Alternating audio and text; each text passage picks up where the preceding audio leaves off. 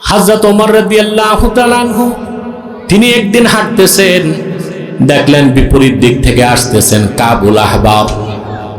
কাবুল আহবারকে দেখে হযরত ওমর বললেন, হাদ্দিসনি আনিত তাকওয়া, তুমি আমাকে একটু ব্যাখ্যা করো তাকওয়ার অর্থ কি? সুবহানাল্লাহ। কাবুল আহবার বললেন, আমিরুল মুমিনিন, আপনি কি কখনো কণ্টকাকীর্ণ কাটা বিছানো পথে হাঁটছেন নাকি?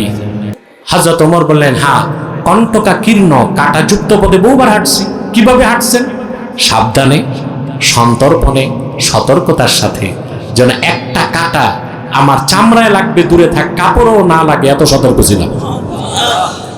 কাবুল আহবার বললেন, আমিরুল মুমিনিন, এরই নাম তাকওয়া। এই দুনিয়ায় আল্লাহ তার রাসূল যা কিছু হারাম করেছেন প্রত্যেকটাই মুমিনের জন্য এক একটা কাটা। মুমিন যখন আল্লাহর ভয়তে হারামের কাটা থেকে নিজের চরিত্রকে রক্ষা করবে, এই সাধনার নাম তাকওয়া, আর সেই মহা সাধকের নাম মুত্তাকি। আল্লাহর ভয় ছাড়া কোনো মানুষ ভালো হতে পারে না।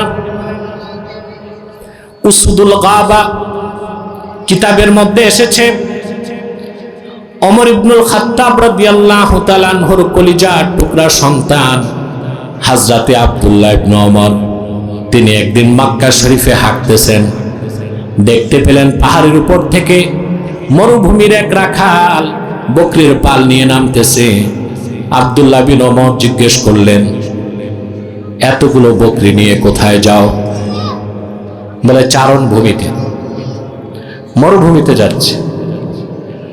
তো বকরিগুলো দেখে আব্দুল্লাহ বিন ওমরের পছন্দ হয়েছে। তিনি বললেন, বিনি শাতাম মিনাল গানাম, একটা বকরি আমার কাছে বিক্রি করো, একটা বকরি।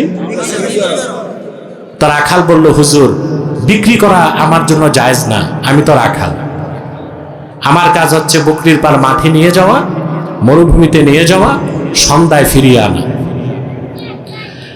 আব্দুল্লাহ ইবনে ওমর চাইলেন তার তাকওয়া যাচাই করতে। তিনি বললেন, একটা বকরি বিক্রি করে দাও, টাকাটা পকেটে রেখে দাও, তোমার মনিব জিজ্ঞেস করলে বলবা একটা বকরি বাঘে খেয়েছে। মরুভূমির রাখাল সাদা মনের মানুষটি আব্দুল্লাহ বিন ওমরকে প্রশ্ন করলেন, একটা বকরি আপনার কাছে বিক্রি করে টাকা আত্মসাৎ করব, দুনিয়ার মনিবকে হিসাব দিতে পারবো,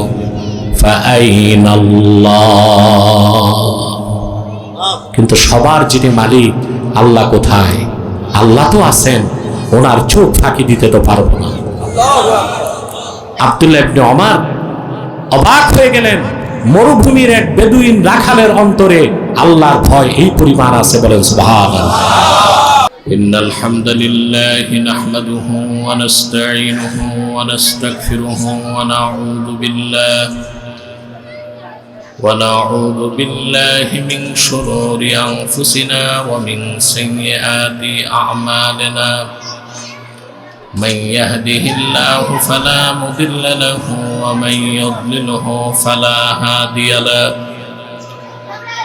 ونشهد أن لا إله إلا الله وحده لا شريك له ونشهد أن سيدنا وحبيبنا ومولانا محمدا عبد الله ورسوله صلى الله عليه وعلى آله وصحبه وسلم الذي أكمل الله به قصر النبوة أي ختم الله به النبوة وحكم لا نبي بعده وأعلن في القرآن بالبرهان أن محمدا صلى الله عليه وسلم خاتم النبيين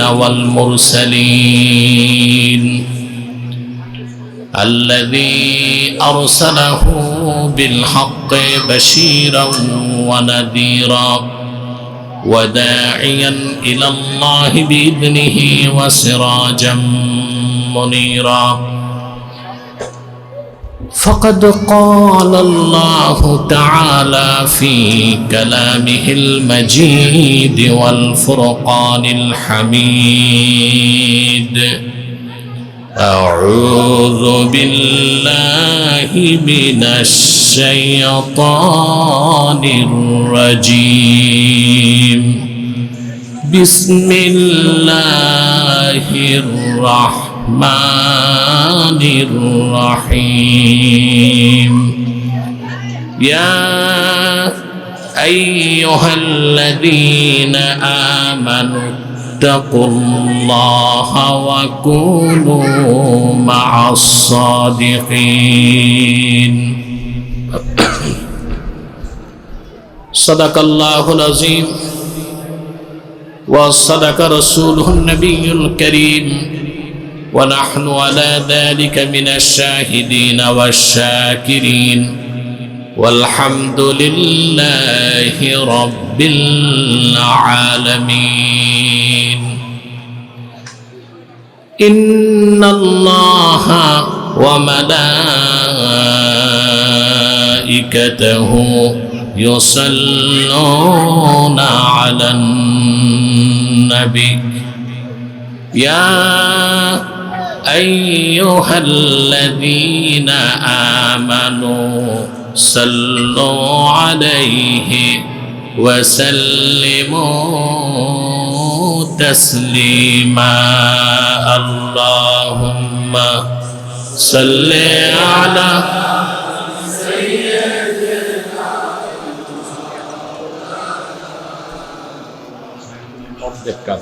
नीचे रख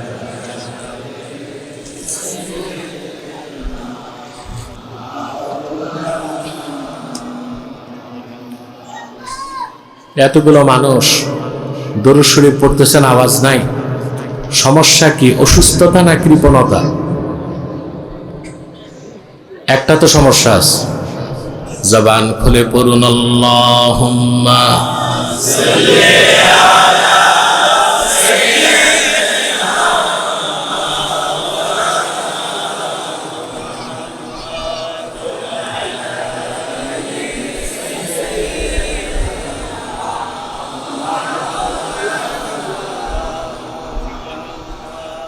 मेरा दिल तड़प रहा है, मेरा जल रहा है सीना, ये दवा वहीं मिलेगी, मुझे ले चलो मदीना। अल्लाहुम्मा सल्ली अला सय्यिदिना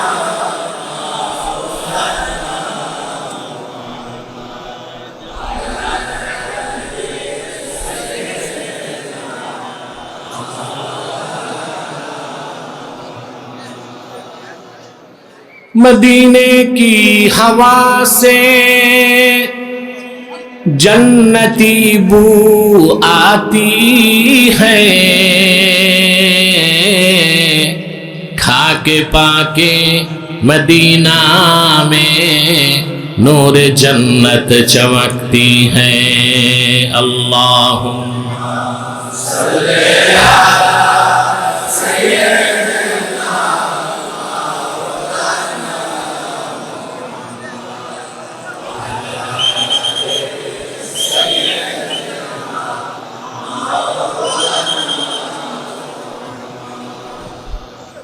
मुहम्मदुन रसूलुल्लाह सल्लल्लाहु अलैहि वसल्लम खतमल्लाहु बिहिन नबुव्वा व हकमन ला नबिय्य बअदहु बलगल उला बिकमालिहि हसनत जमीआ फिसालिही।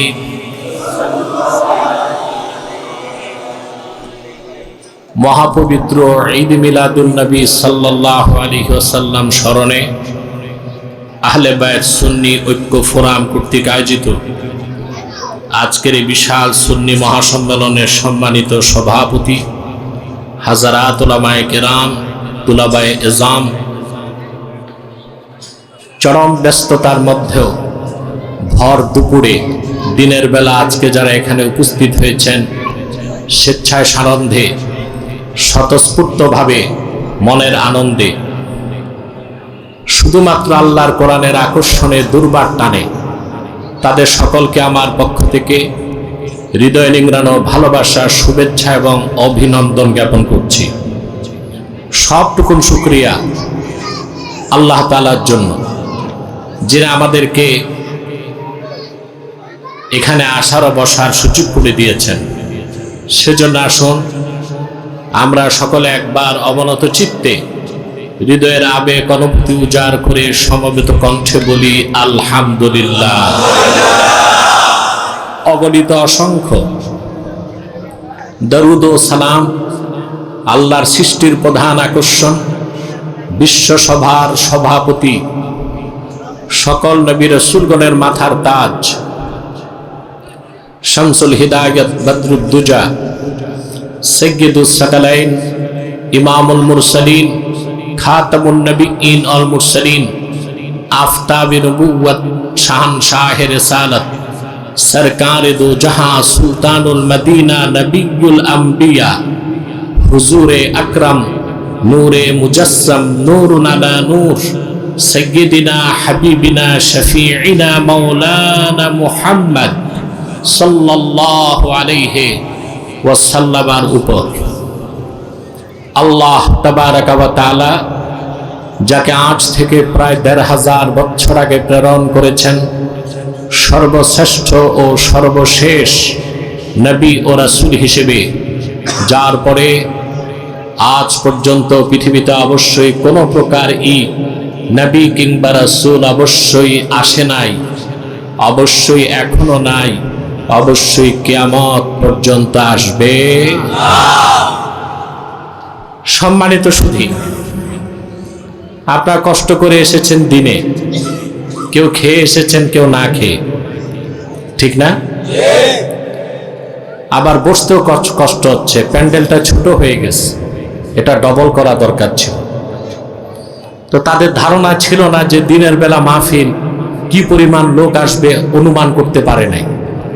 কিন্তু আল্লাহর কোরআন প্রেমিক মানুষ দিন দেখে না, রাত দেখে না, ঠিক কিনা?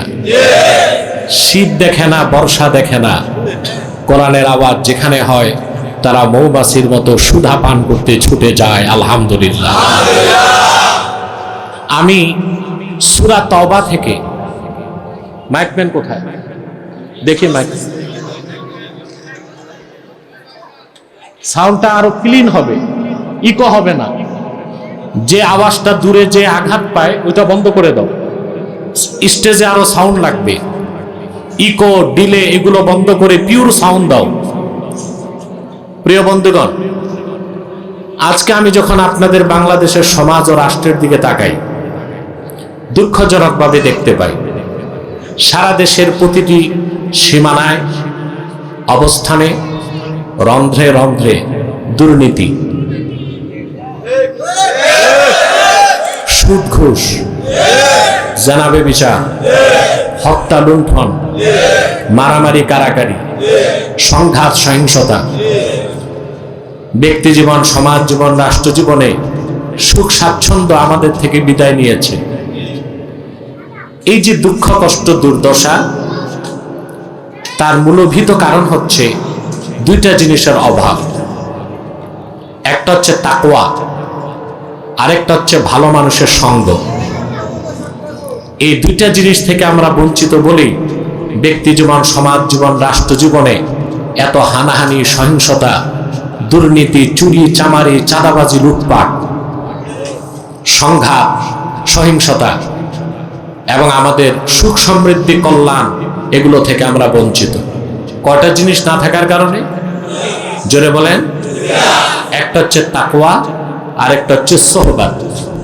একটা হচ্ছে তাকওয়া, আরেকটা কি? সোহবাত। ভালো মানুষের সোহবত না পাওয়া আর আল্লাহর ভয় অন্তরে না থাকাই সমস্ত অপরাধের মূল কারণ, ঠিক? এই কথাগুলোকে বোঝানোর জন্য সূরা তাওবা থেকে 119 নম্বর আয়াত আমি তেলাওয়াত করেছি। এই আয়াতকে কেন্দ্র করে কিছু কথা শুনব। মূল আলোচনার প্রারম্ভে যে কথাটি না বললেই নয়, আমরা যারা এখানে এসেছি, আসার পেছনে পার্থিব জাগতিক রাজনৈতিক কোনো স্বার্থ নাই। আছে? বিড়াল যেমন সব জায়গায় শুটকি খোঁজে, দেশে কিছু মানুষ আছে সব জায়গায় রাজনীতি খোঁজে। মাহফিলে, মসজিদে, ঈদগায় কোথাও তারা রাজনীতির বাইরে থাকতে পারে না। এটা বিড়ালের খাসলত। বিড়াল সব জায়গায় কি খোঁজে, আর এরা সব জায়গায় খোঁজে রাজনীতি। আমরা এখানে এসেছি, আসার পেছনে রাজনৈতিক কোনো অভিলাষ নাই, আমাদের পার্থিব কোনো স্বার্থ নাই। এসেছি শুধু আল্লাহ তার হাবিবের রেজামন্দি হাসিল করতে। আলহামদুলিল্লাহ বলে। এখন আপনাদের চিরশত্রু যে আপনাদের পাশেই আছে, শয়তান, ওর কিন্তু একটা প্রজেক্ট চালু হয়ে গেছে, মুনাজাতের আগে উঠানো যায় কিনা। আমরা তো আসরের সময় মুনাজাত করব, শয়তান ওয়াসওয়াসা দিলে কিন্তু শেষ। আপনি পারবে ওয়াসওয়াসা দিতে? আমরা কি নেক নিয়ত করে শয়তানের নাপাক গালে একটা চপেটাঘাত করতে পারি? আমরা নিয়ত করছি কিছুক্ষণ পরে আজকের মুনাজাত করে গুনাহ মাফ করে নিষ্পাপ হয়ে আল্লাহওয়ালা হয়ে বাড়ি যেতে চাই। কারা কারা হাত দুটো উঁচু করে আল্লাহ তাআলাকে দেখে?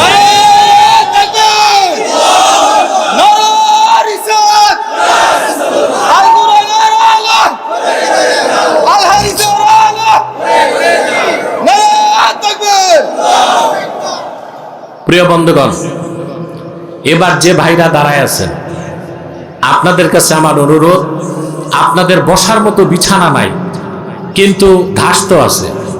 ঘাসের চেয়ে ভালো কার্পেট আছে নাকি? বসে যান। অবশ্য যাদের ঘোড়া রোগ আছে, ঘোড়া রোগ বুঝেন, ঘোড়া বসতে পারে না, দাঁড়ায় দাঁড়ায় ঘুমায়, ওই রোগ যাদের নাই, আল্লাহর রাস্তে বসেন, 1 সেকেন্ডে বসে যান। আসুন তিলাওয়াতের মাধ্যমে আলোচনায় প্রবেশ করি। আউযু বিল্লাহি মিনাশ শাইতানির রাজীম। বিসমিল্লাহির রাহমানির রাহিম। ইয়া আইয়ুহাল্লাযীনা আমানু ইত্তাকুল্লাহা ওয়া কুনু মা'আস সাদিকিন। আল্লাহ তাআলা বলেন,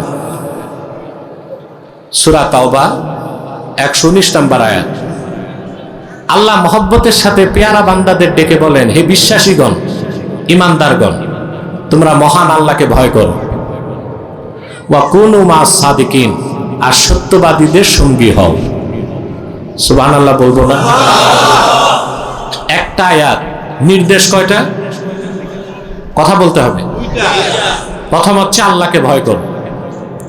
আল্লাহর ভয়টা তাকওয়া, আর এই তাকওয়াটা হচ্ছে মুমিনের সর্বশ্রেষ্ঠ সম্বল। সুবহানাল্লাহ। আল্লাহ যে মুমিনকে তাকওয়া দান করেছেন,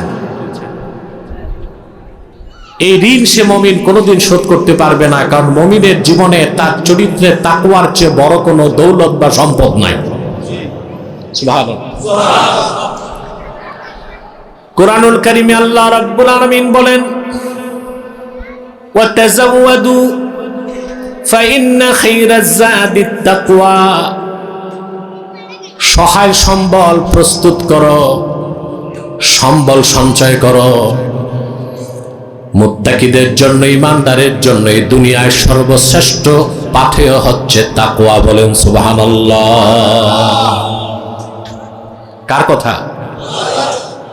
মুমিনের জীবনে তাকওয়া, আল্লাহর ভয়, পরহেজগারিতা, সৎ চরিত্র, উন্নত চরিত্র, পরিচ্ছন্ন হৃদয়, এই তাকওয়াটা মুমিনের জন্য সবচেয়ে বড় সম্বল। সুবহানাল্লাহ বলেন।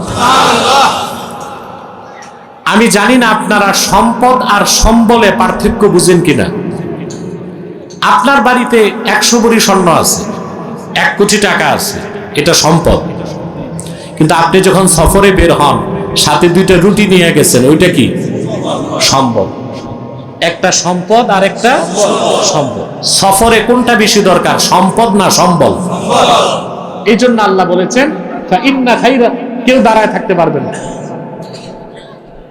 ফাইন্না খাইরা যাদিত তাকওয়া, মুমিন মুসলমানদের সবচেয়ে বড় সম্বল হচ্ছে তাকওয়া। সুবহানাল্লাহ। মূলত হুকুমটা আল্লাহ করেছেন হাজীদেরকে, যারা হজ করতে যাবে তারা যেন সঙ্গে সম্বল নিয়ে যায়, প্রয়োজনীয় টাকা পয়সা, শুকনা গোশত এবং ছাতু। কারণ হাজী যদি সঙ্গে সম্বল না রাখে, হজ করতে যেয়ে তারে ভিক্ষা করতে হবে। কি করতে হবে? এই উপমহাদেশ থেকে অনেকে হজ করতে যায় শুধু ভিক্ষা করতে। এই জন্য সৌদি সরকার, বাংলাদেশ, পাকিস্তান, ভারত এদের ভিসা দিতে চায় না। ওনারা বলে যে আপনারা হজ করতে আসবেন, হজ করতে এসে ভিক্ষা করেন কেন? এই জন্য আল্লাহর নির্দেশ, হজ করতে গেলে কি লাগবে? ওয়াতাজাওয়াদু। তাজাওউদ মানে হচ্ছে ইত্তেখাজু জাত, জাত তৈরি করা। জাত কি? জাত হচ্ছে আত-তাআমুল্লাযী ইস্তাসহিবুহুল মুসাফির। মুসাফির তার সঙ্গে যে প্রয়োজনীয় খাদ্য রাখে, সম্বল রাখে, ওইটাকে বলা হয় জাত। আল্লাহ রাব্বুল আলামিন হুকুমটি করেছেন হাজীদের জন্য খাস, বাকি তামাম পৃথিবীর মানুষের জন্য আম। কারণ আমরা প্রত্যেকেই তো সফরে আছি, আর সফর করার জন্য সম্বল লাগবে। আর সেই আখিরাতের সফরের জন্য মুমিনের সবচেয়ে বড় সম্বল হলো তাকওয়া। বলেন সুবহানাল্লাহ। আমরা সফরে না? কথা বলেন। আমরা সফর করে এসেছি আলামে আরওয়াহ থেকে, আত্মার জগৎ থেকে এসেছি দুনিয়ায়। এটা আলামে আসবাব। এখান থেকে সফর করে চলে যাব আলামে বারজাখ, কবরে। ওখান থেকে সফর হবে আলামে মাহশার, হাসর ময়দানে। ওখান থেকে সফরের দুইটা দিক, একটা জান্নাত আর একটা জাহান্নাম। জান্নাতে যাওয়ার পরে কিংবা জাহান্নামে যাবার পরে বান্দার সফর শেষ। আখিরাতে গেলে গন্তব্য কয়টা? আরে আমি কি কবরস্থানে না মাহফিলে? বুঝবো কেমনে? তো কথা তো বলতে হবে। চান্দিনার মানুষ তো এত মহিলাদের মতো নির্ভুল নির্বাক না, কথা তো বলতে পারে। আজকে একদম চুপচাপ হয়ে গেলেন কেন? আপনারা যা আছেন যথেষ্ট মানুষ আছেন, কথা বলতে হবে। আমাদের সফর শুরু থেকে আসি আলামে আসবাব, এখান থেকে যাব আলামে বারজাখ, ওখান থেকে আলামে মাহশার, ওখান থেকে ফাইনাল ডেস্টিনেশন দুইটা। ঈমান আমল থাকলে জান্নাত, কুফর শিরক থাকলে জাহান্নাম। সফর শেষ। সফর জায়গা তো দুইটাই।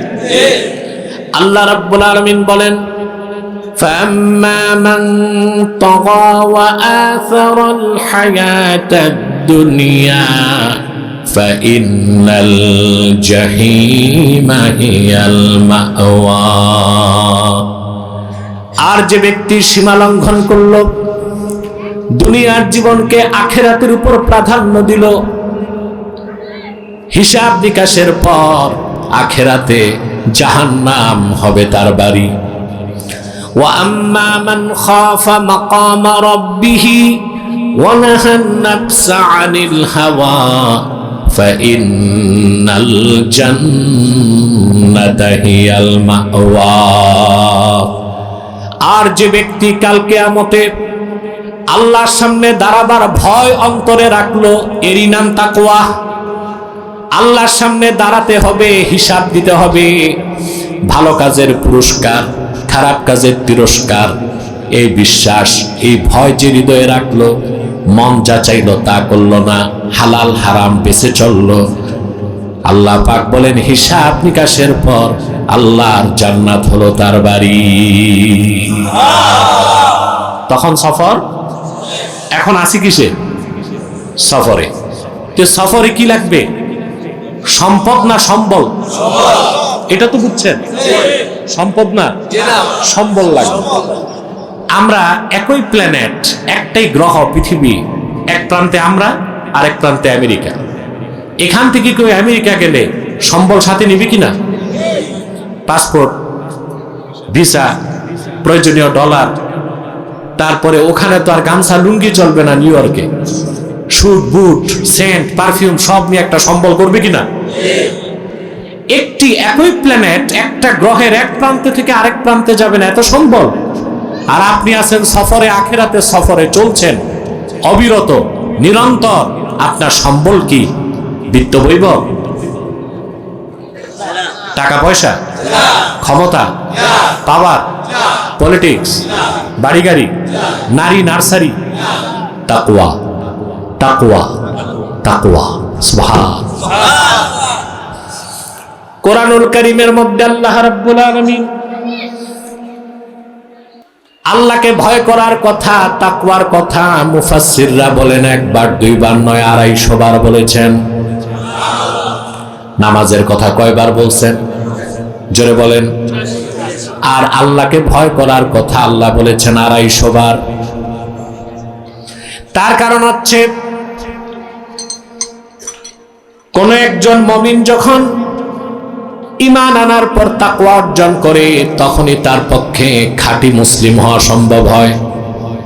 কিন্তু ঈমান আছে, তাকওয়া নাই, ওই লোকটার মধ্যে যথেষ্ট মুনাফিকি পাওয়া যাবে। সে নামাজ পড়বে, সুদও খাবে, রোজা রাখবে, ঘুষ খাবে, হজ করবে, আরেকজনের জায়গা দখল করবে, মুখে দাড়ি নিয়ে বিচার আচারে দুই দিক থেকে ঘুষ খাবে। আর যার মোটেও ভয় নাই আল্লাহ, ও তো গুনাহ করবে, নামাজ রোজাও করবে না। ঠিক কিনা? তো একজন ইমানদারকে পরিপূর্ণ কোয়ালিফাইড প্র্যাকটিসিং মুসলিম হতে হলে অবশ্যই তাকওয়ার নীতি অবলম্বন করতে হবে। বলেন সুবহানাল্লাহ। এই তাকওয়া, পরহেজগারিতা, নেক আমল, আল্লাহর ভয় মানুষকে উন্নত চরিত্র দান করে। সুবহানাল্লাহ বলেন। এই পৃথিবীতে মুত্তাকির জন্য রয়েছে কল্যাণ, সম্মান, সফলতা, সমৃদ্ধি, রিজিক। আখিরাতে আছে নাজাত এবং জান্নাত। বলেন সুবহানাল্লাহ। আর কিছু লাগে? যে তাকওয়া অবলম্বন করবে, মুত্তাকি হয়ে যাবে, তার জন্য পৃথিবীতে রয়েছে সম্মান, মর্যাদা, উত্তম রিজিক। তার কোনো বিপদ নাই, চিন্তা নাই, ভয় নাই। সুবহানাল্লাহ বলেন।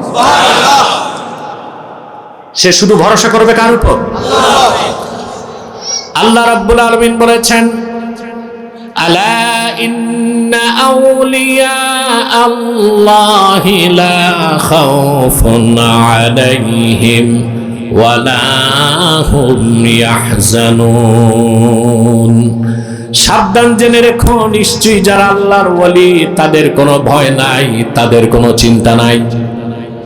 এখন আপনাদের প্রশ্ন, আল্লাহর ওলিদের না ভয় নাই, চিন্তা নেই? আমরা তো আর আল্লাহর ওলি হই নাই। কথা বলেন না ভাই, এটা ভুল ধারণা। আমরা মনে করি আল্লাহর ওলি হতে মুরিদ লাগবে, খানকা লাগবে, খিচুড়ির ড্যাক লাগবে। কথা বলেন, এগুলো লাগে নাকি? আল্লাহর ওলি হতে দুইটা জিনিস লাগে, ঈমান, তাকওয়া। সুবহানাল্লাহ। বড়টা তো আছে, কোনটা আছে? ওইটা কি? আরে কথা বলো। ঈমান তো আছে, এখন ওলি হইতে লাগবে কি? তাকওয়া। সুবহানাল্লাহ। আল্লামা হাফেজ ইবনে কাসির রাহমাতুল্লাহি আলাইহি তাফসীর ইবনে কাসিরে লেখেন, মান কানা মুমিনান তাকিয়া কানা লিল্লাহি ওয়ালিয়া। মুহাম্মদ সাল্লাল্লাহু আলাইহি সাল্লামের প্রত্যেক সেই উম্মত যার ঈমান আছে আর তাকওয়া আছে, সে লোকটাই আল্লাহ রাব্বুল আলামিনের দৃষ্টিতে ওলি হয়ে গেছে। ওলি হতে বংশ লাগে না, পয়সা লাগে না, টাকাও লাগে না, খানকা লাগে না, মুরিদ লাগে না, খিচুড়ির ড্যাক লাগে না, তালিম মাহফিলও দিতে হয় না। হ্যাঁ, মানুষকে পথ দেখাইতে তো তালিম মাহফিল লাগবে, ওটা ভিন্ন বিষয়। কিন্তু ব্যক্তি জীবনে আল্লাহর ওলি হইতে এসব কিছু লাগে না, বংশ লাগে না, টাকা লাগে না, দুইটা জিনিস লাগে, ঈমান, জোরে ঈমান, তাকওয়া। সুবহানাল্লাহ। যে আল্লাহর উপর, আল্লাহকে ভয় করে, যার তাকওয়া আছে, এই দুনিয়ার কোনো বিপদ তার সামনে আসতে পারে না। কাফের মুশরিকের বিপদ হচ্ছে শাস্তি, মুমিনের বিপদ হচ্ছে পরীক্ষা। মুমিন যদি তাকওয়া থাকে সে পরীক্ষায় উত্তীর্ণ হবে এবং বিনিময়ে যথেষ্ট পুরস্কার পাবে। আমি একটা হাদিস শোনাচ্ছি আপনাদেরকে। সহিহ আল বুখারীতে হাদিসটি এসেছে। হাদিসটি ইবনে কাসিরও রওয়ায়াত করেছেন। রাসূলুল্লাহ সাল্লাল্লাহু আলাইহি সাল্লামের জলিলুল কদর সাহাবী ছিলেন আউফ ইবনে মালিক আল আশজাঈ রাদিয়াল্লাহু তাআলা। নামটা মনে থাকবে ভাই? সাহাবীর নাম কি? আউফ ইবনে মালিক। আমরা রাসূলুল্লাহর সাহাবীগণের নাম মুখস্থ রাখব, যেন সন্তানদের নাম রাখতে বরকত হিসেবে রাখতে পারি। আমরা তো নাম খুঁজে পাই না। দেখেন না কি নাম রাখে, চকলেট, বিস্কুট, হকি স্টিক, বল্টু, নাট, বুলেট, মিসাইল, ক্ষেপণাস্ত্র, এসব নাম রাখে না। সাহাবায়ে কেরামের নাম মুখস্থ রাখবো, এগুলো সন্তানদের ক্ষেত্রে রাখার চেষ্টা করবো ইনশাআল্লাহ। প্রিয় বন্ধুগণ, আউফ ইবনে মালিক আল আশজাঈ, ওনার ছিল একজনই সন্তান। মুশরিকরা সন্তানটা নিয়ে মরুভূমিতে বেঁধে ফেলছে। সাহাবী আর তার স্ত্রী কাঁদতে কাঁদতে বেকারার হয়ে গেছে। একটাই ছেলে, তাও নিয়ে গেছে কাফেররা, বন্দী করে রাখছে। কামাই রোজগারেরও কোনো ব্যবস্থা নাই। আউফ ইবনে মালিক আল আশজাঈর স্ত্রী সাহাবীকে বললেন, দ্রুত রাহমাতুল লিল আলামিনের কদমে চলে যাও, সমাধান পেয়ে যাবা। সাহাবী আউফ ইবনে মালিক আল আশজাঈ বুক ভরা কষ্ট, চক্ষু ভরা পানি নিয়া আল্লাহর হাবিবের কদমে চলে আসলেন। এসে বললেন, ইয়া রাসূলুল্লাহ, ইয়া হাবিবাল্লাহ, আমাদের পরিবারের একমাত্র সন্তানকে কাফেররা বন্দী করে ফেলেছে। একটাই সন্তান আমার, এই সন্তান হারালে আমার পরিবার দেখারও কেউ নাই। রাসূলুল্লাহ সাল্লাল্লাহু আলাইহি সাল্লাম বললেন, ইত্তাকিল্লাহ ওয়াসবির। সুবহানাল্লাহ। বিপদ থেকে বাঁচতে রাসূলুল্লাহ শিক্ষা দিলেন কিসের? তাকওয়া আর সবর, ধৈর্য। সুবহানাল্লাহ। আমরাও বিপদে পড়লে কি করব? তাকওয়াকে লালন করব, সবরকে ধারণ করব ইনশাআল্লাহ। না পুলিশের কাছে দৌড় দিবেন? হায় হায় হইল কি, হাই হুতাশ করবেন না, আল্লাহর উপর ভরসা রাখবেন। রাসূলুল্লাহ সাল্লাল্লাহু আলাইহি ওয়াসাল্লাম বললেন, আল্লাহকে ভয় করো, ধৈর্য ধরো। আর একটা আমল দিলেন আল্লাহ রাসূল সাল্লাল্লাহু আলাইহি ওয়াসাল্লাম, ওয়া আমুরুকা ওয়া ইয়্যাহা আন তাস্তাকসিরা মিন কওলি লা হাওলা ওয়ালা কুওয়াতা ইল্লা বিল্লাহ।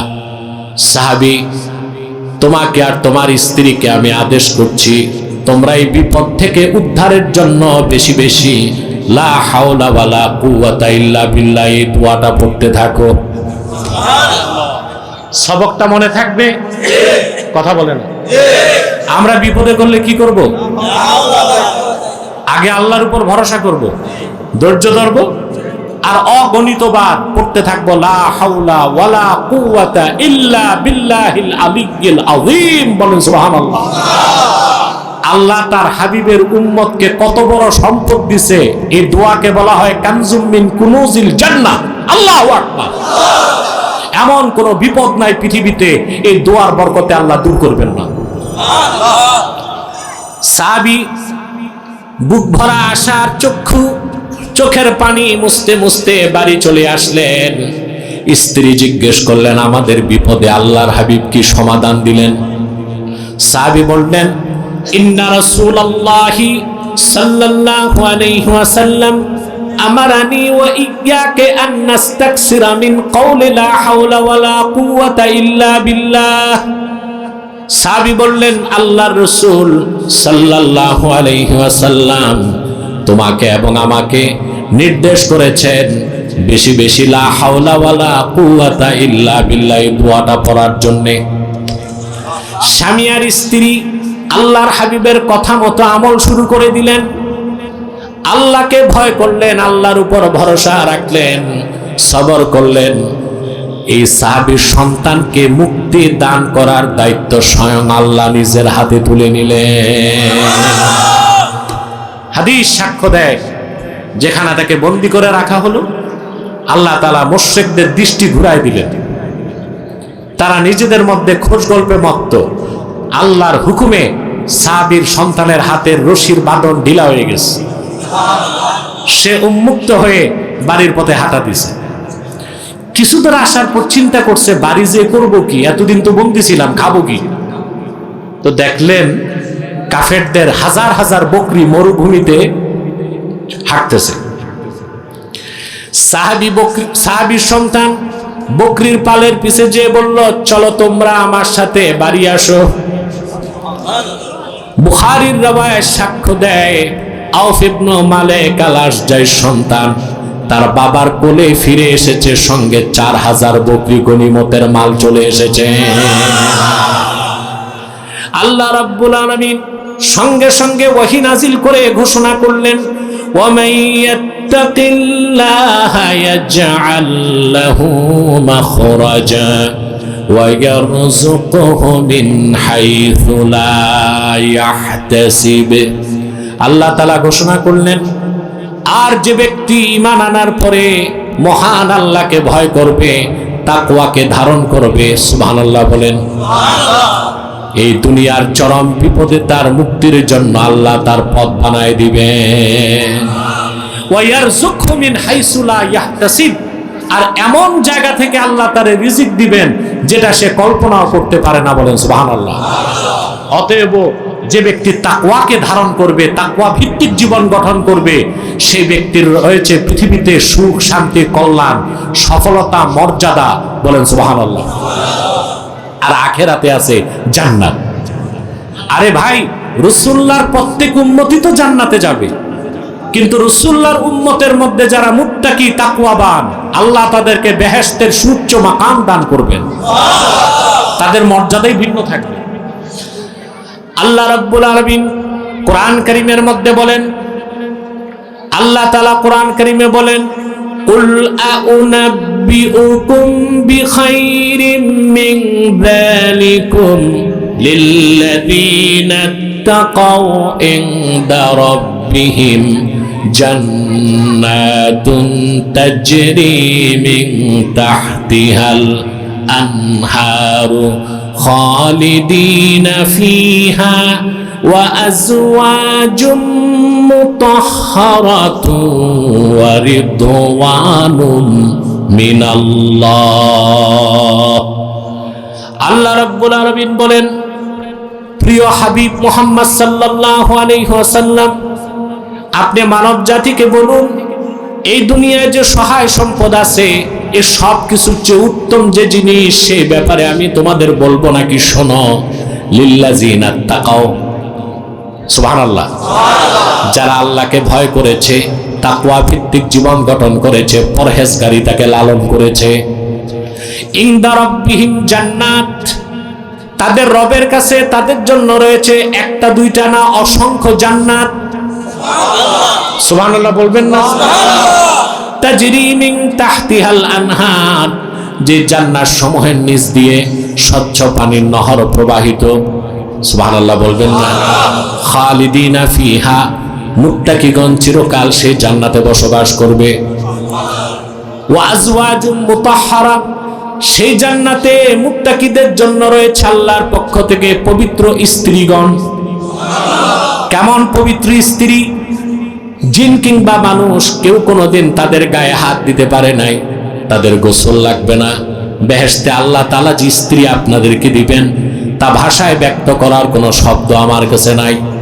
হাদিস সাক্ষ্য দেয়, একজন মুমিন জান্নাতে তার স্ত্রী হুরের দিকে তাকাবে, সৌন্দর্য উপভোগ করে দৃষ্টি ঘুরাবে, দ্বিতীয়বার তাকাবে, সৌন্দর্য বেড়ে যাবে, তৃতীয়বার আরো বেড়ে যাবে, চতুর্থবার আরো বেড়ে যাবে। অনন্তকাল জান্নাতের স্ত্রীদের প্রতি আকর্ষণ এক জাররা পরিমাণও কমবে না। দুনিয়ায় আপনার বউ আর কত সুন্দরী, মনে করেন মিস ওয়ার্ল্ড, বিশ্ব সুন্দরী, কিন্তু বয়স বাড়ার সাথে সাথে কথাই আছে মেয়েদের বেলায় কুড়িতে বুড়ি। কুড়িতে বয়স বাড়ার পর দেখবেন তার চামড়া কুচকে গেছে, চেহারার সৌন্দর্য লাবণ্য ভাটা পড়ে গেছে, ঠিক না? দেহের সৌষ্ঠব কমে গেছে, আপনার আকর্ষণ ধীরে ধীরে কমে যাবে। কিন্তু বেহেশতে সম্পূর্ণ তার বিপরীত। ওই স্ত্রীদেরকে যতবার দেখবেন আকর্ষণ তত বাড়বে, বলেন সুবহানাল্লাহ। এই পবিত্র স্ত্রীগণ আল্লাহ মুত্তাকিদেরকে দিবেন। আর কি দিবেন? সবচেয়ে বড় নেয়ামত, ওয়া রিদওয়ানুম মিনাল্লাহ, আল্লাহর পক্ষ থেকে চিরকালের জন্য সন্তুষ্টি, বলেন সুবহানাল্লাহ।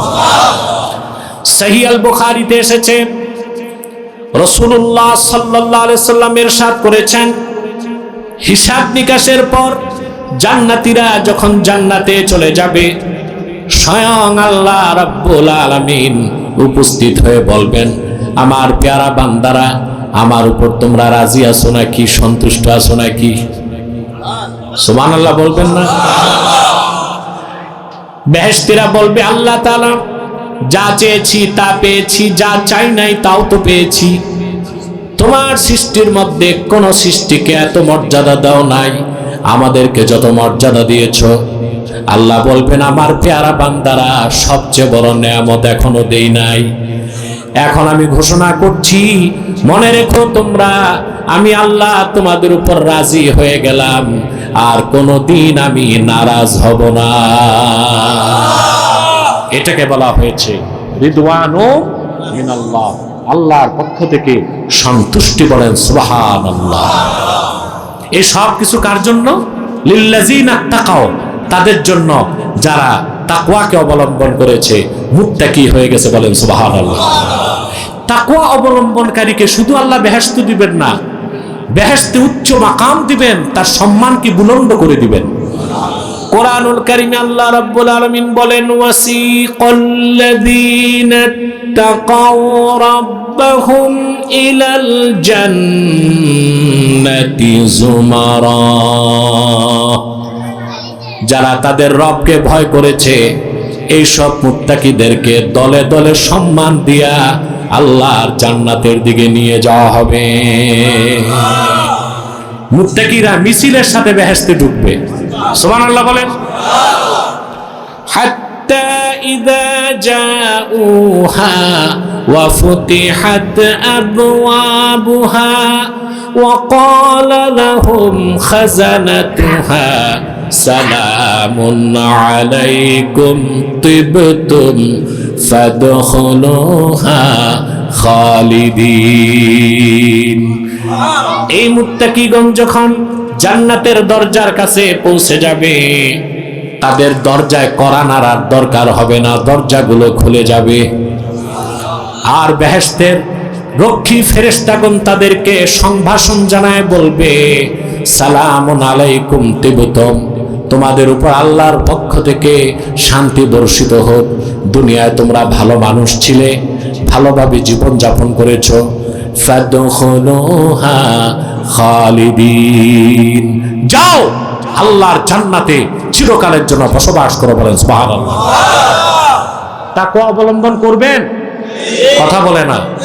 আপনারা আছেন চাকরি বাকরি ব্যবসা নিয়ে আর রাজনীতির পিছে জানমাল সব দিচ্ছেন, কিন্তু ইহকালের কল্যাণ ও পরকালীন মুক্তির জন্য সবচেয়ে বড় সম্বল কি? এই তাকওয়ার দিকে আপনাদের কোনো দৃষ্টি নাই। আল্লাহ রাব্বুল আলামিন কোরআনে অন্যত্র বলেন,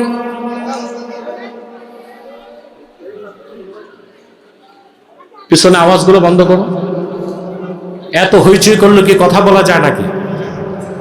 আর কোন একটা মানুষও মাথাটাও নাড়বেন না, একটু পর মুনাজাত করে গুনাহ মাফ করে উঠতে হবে, ঠিক আছে না ইনশাআল্লাহ? বিনা প্রয়োজনে একটা মানুষ উঠবেন না, মাথাও নাড়বেন না, বরং যারা দাঁড়িয়ে আছেন বসে যান। অনেকে আবার খান বাহাদুর আহসানুল্লাহর নাতিপুতি, ওনারা দূরেই বসে আছে গাছতলায়, থাকুক, ওয়াজ শুনুক।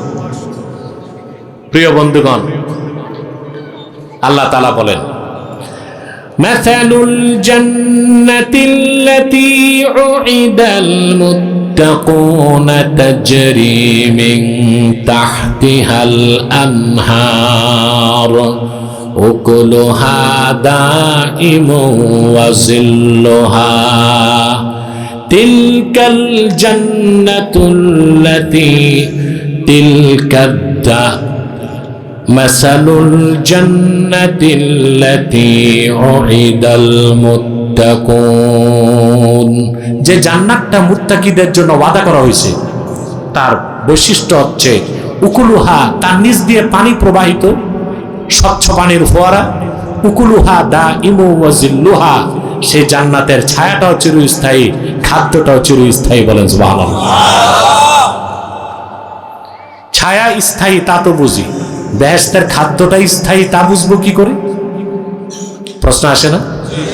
এই দুনিয়ায় খাবার দাবার পচে কিনা সংরক্ষণ করতে হয়। একটা আলু কোল্ড স্টোরে কয় বছর রাখা যায়? 10 বছর পর আর আলু খাওয়া যাবে? বেহেশতে কোনো ভাইরাস নাই, ব্যাকটেরিয়া নাই, যেটা যেমন খাদ্য অনন্তকাল ওই রকমই থাকবে বলেছে। দ্বিতীয় অর্থ হচ্ছে, এই দুনিয়াতে আপনি কোটিপতি না, বিলিয়নার না, ট্রিলিয়নার, এত টাকা আপনার, কিন্তু যখন যা মন চায় তা খেতে পারবেন? এখন মন চাচ্ছে রাজশাহীর ফজলি আম, এখন সম্ভব? টাঙ্গাইলের চমচম, মুক্তাগাছার মন্ডা, কুমিল্লার রসমালাই, কুমিল্লায় যে আছে, তাও কি এখন সম্ভব না একটু সময় লাগবে? কিন্তু জান্নাত এমন এক জায়গার নাম, কোন নাজ নেয়ামতের কথা যদি মুমিনের মনে জাগে, মুখে বলার আগে আল্লাহ তাআলা তা হাজির করে দিবে। এই জান্নাত, এই সম্মান, এই মর্যাদা মুত্তাকির জন্য, তাকওয়াবানের জন্য। বলেন সুবহানাল্লাহ। এখন আসেন, তাকওয়ার অর্থ কি? তাকওয়ার অর্থ আমরা বুঝি না। আমরা মনে করি থোতায় কুদ্দুর দাড়ি, মাথায় টুপি, লম্বা জুব্বা, এর নাম তাকওয়া নাকি? এজন্য এইরকম লেবাসের মানুষ যখন দেশে চুরি করে, দুর্নীতি করে, বদমাশি করে, তখন বাকি মুসলমান লজ্জিত হয়। টুপি, দাড়ি, পাগড়ি, জুব্বা, কুর্তা, জিকির ফিকির, হাল আর ফাল, এগুলো তাকওয়া নয়। দাড়ি, টুপি, জুব্বা, এটা তো তাকওয়া নয়, লেবাস তাকওয়া। এটা তাকওয়ার লেবাস। তাকওয়া থাকে অন্তরের ভিতরে। বলেন সুবহানাল্লাহ। ওয়াকায়াকি, ওয়াকায়া থেকে তাকওয়া। ঈমান আনার পরে আল্লাহর ভয়তে বান্দা যখন গুনার কাজ ছেড়ে দেয়, তখন আল্লাহ ওই বান্দাকে জাহান্নাম থেকে বাঁচায় নেন। এর নাম তাকওয়া। তো দাড়ি, টুপি, জুব্বা লাগবে না? লাগবে না? লাগবে, কিন্তু এটা তাকওয়া না, এটা লেবাসুত তাকওয়া, এটা তাকওয়ার পোশাক। তো তাকওয়া কই? অন্তরে। ওই যে ভিতরে যেটা তাকওয়া, ওইটাই হচ্ছে সিরাত। বাইরে যেটা গেট আপ, এটা হচ্ছে সুরাত। আমাদের অনেকের সুরত ঠিক, সিরাত ঠিক নাই। মানুষকে খুব দেখায় দরবেশ, দুনিয়া চিনে না। খোঁজ নিলে দেখবেন বাড়ি আছে 4টা, গাড়ি আছে 3টা, বউ আছে 4টা। আর ভাবসাব এইরকম, দুনিয়া চিনে না, মাছের কাঁটাটা বাঁচতে পারে না। ভাবসাব এইরকম, ঠিক কিনা? এই যে বাইরে যেটা, এটা সুরাত, ভিতরে যে তাকওয়া, ওইটা কি? সিরাত। আল্লাহ কোনটা দেখেন, বাহির না ভিতর? সেই জন্যই ফখরুদ্দিন রাজি মুত্তাকির ব্যাখ্যা করতে যেয়ে লেখেন, আন তুযায়্যিনা সিররাকা লিল হক্কে কামা যায়্যানতা যাহিরাকা লিল খালকে। বান্দা, তুমি তোমার বাহিরটা মানুষকে দেখাবার জন্য যেমন সুন্দর করেছো, তোমার ভিতরটা খালেকের জন্য ওই রকম সুন্দর করো। এরই নাম তাকওয়া। তুমি হয়ে যাবে মুত্তাকি। ভিতরও ঠিক, আগে ঠিক হবে, তারপরে কি? আগে চাকরি পরে ড্রেস, না আগে ড্রেস পরে চাকরি? সেনাবাহিনীতে আগে চাকরি নিবেন না ড্রেস পরবেন? চাকরি ছাড়া যে সেনাবাহিনীর ড্রেস পরছে, ওটা শাস্তি আছে কিনা? কথা বলেন। আগে চাকরি পুলিশে, তারপরে কি? ড্রেস। তা আমাদের আগে আসলটা লাগবে, তাকওয়া, মাখাফাতুল্লাহ। এইটা অন্তরে যখন চলে আসবে, তারপরে ড্রেস, দাড়ি, টুপি, জুব্বা, কুর্তা, পাগড়ি, এগুলো যখন পরবেন, তখন আপনি নির্ভেজাল খাঁটি মুত্তাকি। আর যদি ভিতর ঠিক না হয়, বাহির সাজাইছেন, আপনার মধ্যে ফরমালিন আছে। কি আছে? ভেজাল আছে। কি আছে? অতএব বন্ধুরা, তাকওয়া ভিত্তিক জীবন যাপনই আমাদেরকে সম্মান দিতে পারে, মুক্তি দিতে পারে, কল্যাণ দিতে পারে। বলেন সুবহানাল্লাহ। প্রিয় ভাইরা আমার, আল্লাহর ভয় ছাড়া কোনো মানুষ ভালো হতে পারে না। উসুদুল গাবা, কিতাবের মধ্যে এসেছে ওমর ইবনুল খাত্তাব রাদিয়াল্লাহু তাআলা আনহুর কলিজার টুকরা সন্তান হযরতে আব্দুল্লাহ ইবনে ওমর তিনি একদিন মক্কা শরীফে হাঁটতেছেন, দেখতে পেলেন পাহাড়ের উপর থেকে মরুভূমির এক রাখাল বকরির পাল নিয়ে নামতেছে। আব্দুল্লাহ বিন ওমর জিজ্ঞেস করলেন, এতগুলো বকরি নিয়ে কোথায় যাও? বলে চারণ ভূমিতে, মরুভূমিতে যাচ্ছে। তো বকরিগুলো দেখে আব্দুল্লাহ বিন ওমরের পছন্দ হয়েছে। তিনি বললেন, বিনি শাতাম মিনাল গানাম, একটা বকরি আমার কাছে বিক্রি করো, একটা বকরি। তো রাখাল বলল, হুজুর বিক্রি করা আমার জন্য জায়েজ না, আমি তো রাখাল, আমার কাজ হচ্ছে বকরির পাল মাঠে নিয়ে যাওয়া, মরুভূমিতে নিয়ে যাওয়া, সন্ধ্যায় ফিরিয়ে আনা। আব্দুল্লাহ ইবনে ওমর চাইলেন তার তাকওয়া যাচাই করতে। তিনি বললেন, একটা বকরি বিক্রি করে দাও, টাকাটা পকেটে রেখে দাও, তোমার মনিব জিজ্ঞেস করলে বলবা একটা বকরি বাঘে খেয়েছে। মরুভূমির রাখাল সাদা মনের মানুষটি আব্দুল্লাহ বিন ওমরকে প্রশ্ন করলেন, একটা বকরি আপনার কাছে বিক্রি করে টাকা আত্মসাৎ করব, দুনিয়ার মনিবকে হিসাব দিতে পারবো,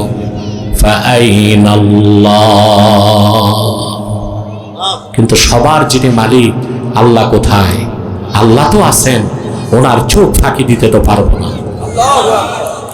আব্দুল্লাহ ইবনে ওমর অবাক হয়ে গেলেন, মরুভূমির এক বেদুইন রাখালের অন্তরে আল্লাহর ভয় এই পরিমাণ আছে, বলেন সুবহানাল্লাহ। এটাই তাকওয়া। এটাই কি?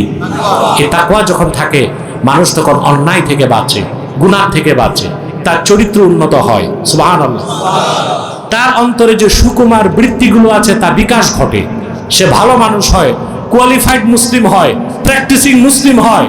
জেনা, বেবিচার, চুরি, ডাকাতি, দুর্নীতি, চাঁদাবাজি, টেন্ডারবাজি, বদমাশি, গীবত, শিকায়েত, এই সব গুনাহ থেকে সে বাঁচতে পারে, আল্লাহর ওলি হিসেবে মরতে পারে, বলেন সুবহানাল্লাহ।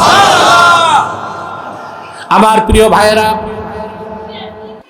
হযরতে আব্দুল্লাহ ইবনে হযরত ওমর রাদিয়াল্লাহু তাআলা আনহু তিনি একদিন হাঁটতেছেন, দেখলেন বিপরীত দিক থেকে আসতেছেন কাবুল আহবার।